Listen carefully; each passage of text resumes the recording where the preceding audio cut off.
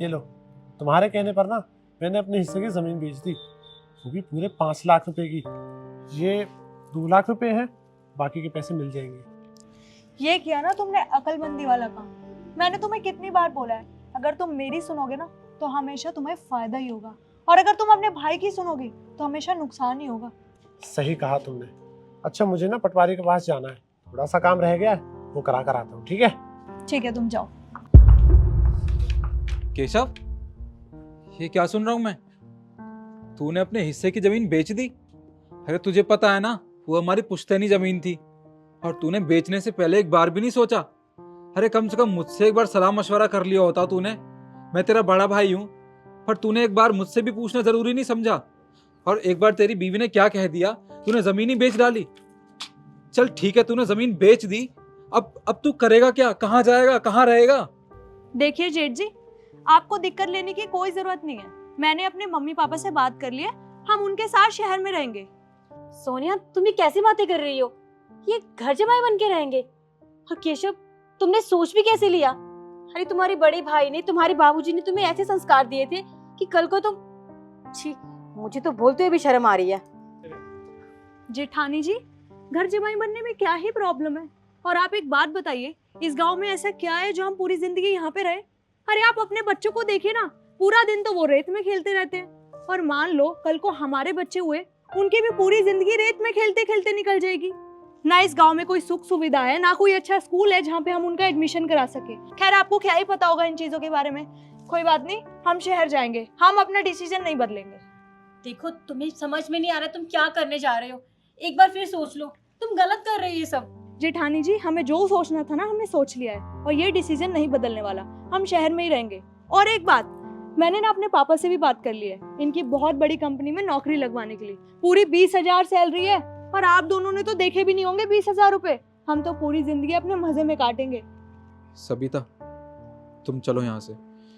यहाँ खड़े होकर अपनी बेइज्जती करवाने से तो अच्छा है हम जाके काम करें। हमें और भी काम है, खेतों में पानी भी लगाना है हमें। जी। और एक बात और, तुमने ये जमीन बेच के ना बहुत बड़ी गलती की है। ये पैसे तो तुम्हारे पास आ गए, तुम लोग बड़े आदमी बन गए हो ना, अब हम जैसे छोटे लोगों के साथ रह के क्या ही करोगे? एक बात याद रखना, ये पैसे लेके ना इस गांव से निकल जाना, और कभी इस गांव में वापस मत आना तुम लोग। चलो। तुम जाओ, अपना काम करो।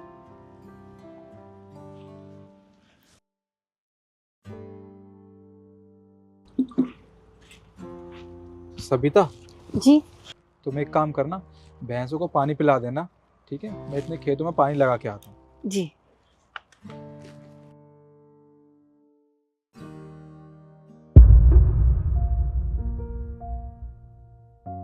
सुनिए। हाँ।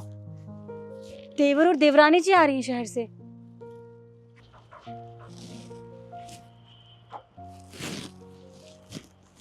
ये लोग यहाँ कैसे? ये तो शहर गए थे ना? कुछ समझ नहीं आ रहा। तुम दोनों तो शहर गए थे ना पैसा कमाने के लिए, तो अब यहाँ गांव में अचानक कैसे आ गए? भैया, मुझे माफ कर दो, मुझसे बहुत बड़ी गलती हो गई। तुम भी कुछ बोलो, माफी मांगो इनसे। जेठ जी, हमें माफ कर दो। हमारी सबसे बड़ी गलती है कि हम अपना गांव छोड़कर शहर में गए। जेठ जी, हम जब यहाँ से शहर गए तब तक 6 महीने तक सब कुछ सही चल रहा था। इनकी नौकरी भी सही चल रही थी, टाइम पे सैलरी भी आ रही थी, पर पता नहीं अचानक से इनकी कंपनी का लॉस हो गया, और इनकी कंपनी ने सारे एम्प्लॉय धक्के मार के बाहर निकाल दिए। उसके बाद इन्होंने दूसरा काम भी ढूंढा, कुछ टाइम के लिए ऑटो चलाया, पर उसमें भी कोई फायदा नहीं हुआ, इसीलिए हमें हार कर गाँव आना पड़ा।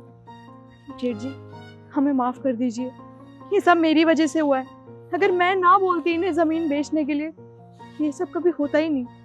जेठ जी, मुझसे बहुत बड़ी गलती हो गई, आप प्लीज मुझे माफ कर दीजिएगा।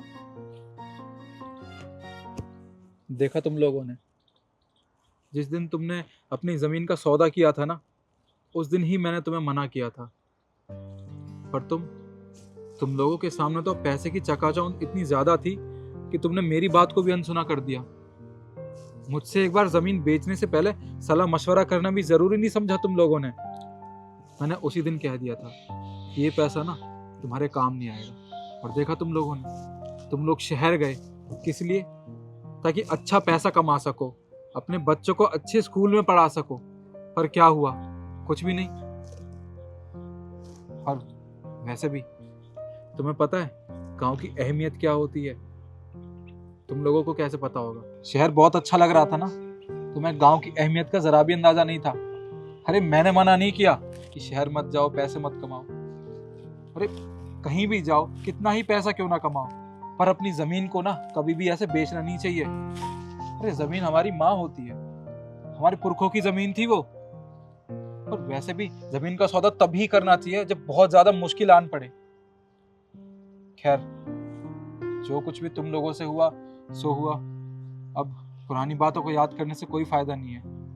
और एक बात और, तुम्हें याद है ना जब कोरोना की महामारी फैली थी, तब सब लोग शहर से भागकर गांव आए थे कि गांव में ताजी हवा है, पेड़ पौधे हैं। यहाँ पे जो जीवन यहाँ पे मिल सकता है वो जीवन शहर में कभी नहीं मिल सकता।